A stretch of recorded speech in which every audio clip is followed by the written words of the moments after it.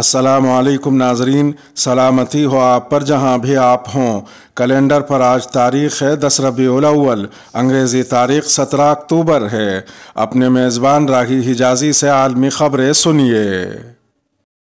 نماز جمعہ میں حملے کی ذمہ داری داعش نے قبول کر لی، اقوام متحدہ اور امریکہ کی مذمت۔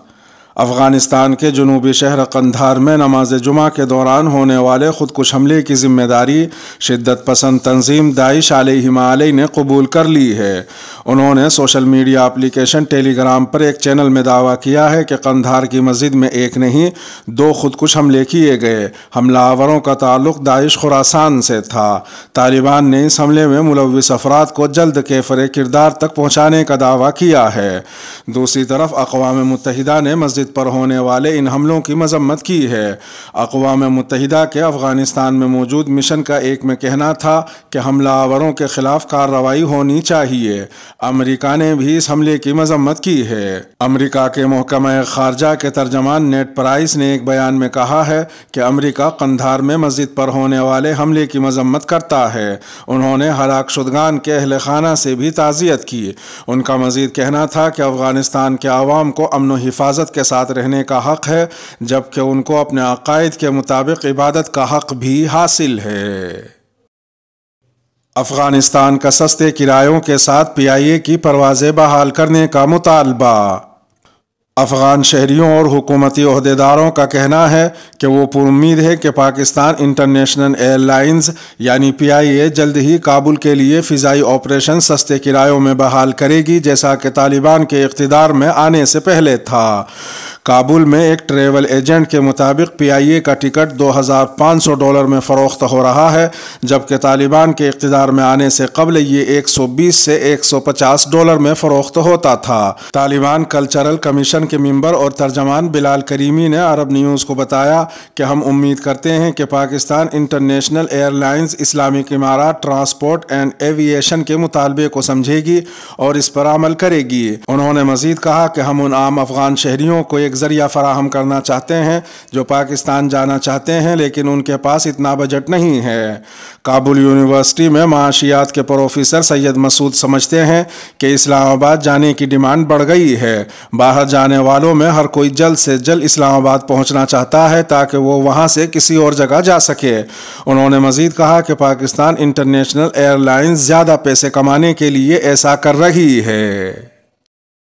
ازبکستان اور طالبان کے درمیان تجارت انسانی امداد پر مذاکرات۔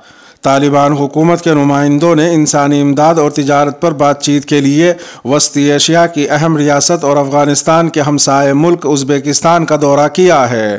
خبر رسائی ادارے AFP کے مطابق ازبیک وزارت خارجہ نے ہفتے کو بتایا کہ طالبان نمائندوں کے ساتھ تازہ ترین بات چیت ازبکستان کے سرحدی قصبے ترمیز میں ہوئی، جس میں طالبان وفد کی قیادت افغان نائب وزیر اعظم ملا عبدالسلام حنفی اور ازبکستان کی جانب سے ان کے ہم منصب سردار عمر زاکوف نے کی۔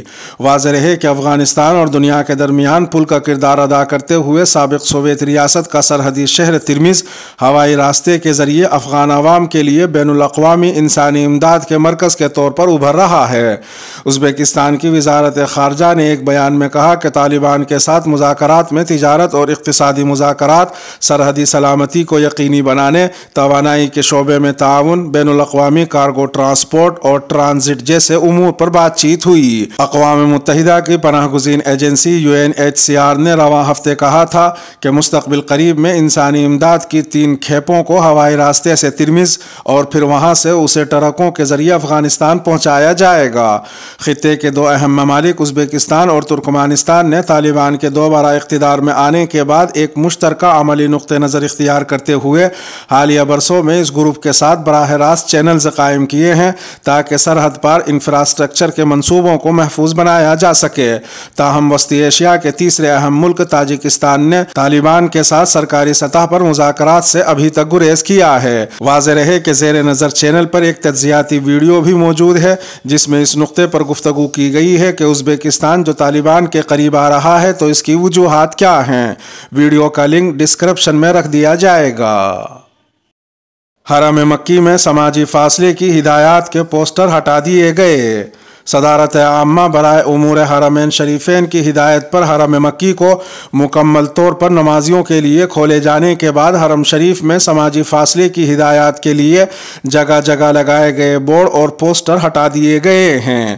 سماجی فاصلے کے یہ پوسٹر ایک ایسے وقت میں ہٹائے گئے ہیں جب دوسری طرف مسجد حرام کو مکمل طور پر نمازیوں کے لیے کھولنے اور SOPs میں نرمی کا فیصلہ کیا گیا ہے۔ سعودی عرب کی وزارت داخلہ کے مطابق آج اتوار سے مملکت میں کھلے مقامات پر ماسک پہننے کی پابندی ختم کر دی گئی ہے، تاہم بند مقامات پر ماسک پہننا لازمی ہوگا۔ مسجد حرام میں پوری گنجائش کے ساتھ نمازیوں کی آمد و رفت کی اجازت دی گئی ہے اور سماجی فاصلے کی شرط ختم کر دی گئی ہے۔ طالبان جلد ہی خواتین کی تعلیم کے منصوبے کا اعلان کریں گے۔ اقوام متحدہ کے ایک اعلیٰ عہدیدار نے کہا ہے کہ طالبان جلد ہی ایک طریقہ کار کا اعلان کریں گے جس کے تحت لڑکیوں کو اسکول جانے کی اجازت دے دی جائے گی۔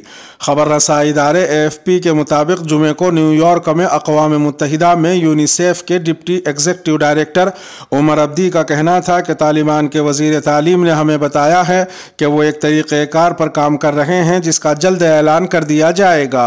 اس طریقہ کار کے تحت تمام طالبات کو سیکنڈری اسکول جانے کی اجازت ہوگی اور ہمیں توقع ہے کہ ایسا بہت جلد ہوگا۔ طالبان حکام نے کہا ہے کہ طالبات اور خواتین اساتذہ اسی صورت میں تعلیمی اداروں میں واپس جا سکتی ہیں جب شریعت کی بیان کردہ تعلیمات کے مطابق طالبات کی سیکیورٹی اور لڑکے لڑکیوں کی الگ الگ تعلیم کا انتظام یقینی ہو جائے گا۔ طالبان کا مزید کہنا تھا کہ اس فریم ورک پر عمل درآمد کے لیے مزید وقت درکار ہے۔ ادھر دوسری طرف عمر عبدی نے مزید کہا کہ انہوں نے ایک ہفتے پہلے افغانستان کا دورہ کر کے طالبان حکام سے ملاقات کی تھی۔ عبدی کے بقول میری تمام ملاقاتوں میں لڑکیوں کی تعلیم اولین مسئلہ تھا۔ ان کا کہنا تھا کہ انہیں طالبان کی جانب سے پرائمری اسکولوں کی طالبات کو تعلیم کا سلسلہ دوبارہ شروع کرنے کے حوالے سے مثبت جواب ملا ہے۔ 6 ماہ سے مریض کے پیٹ میں موجود موبائل فون نکال لیا گیا۔ مصر میں اپنی نوعیت کے انوکھے واقعے میں ڈاکٹروں نے ایک مریض کے معدے سے موبائل فون نکال لیا۔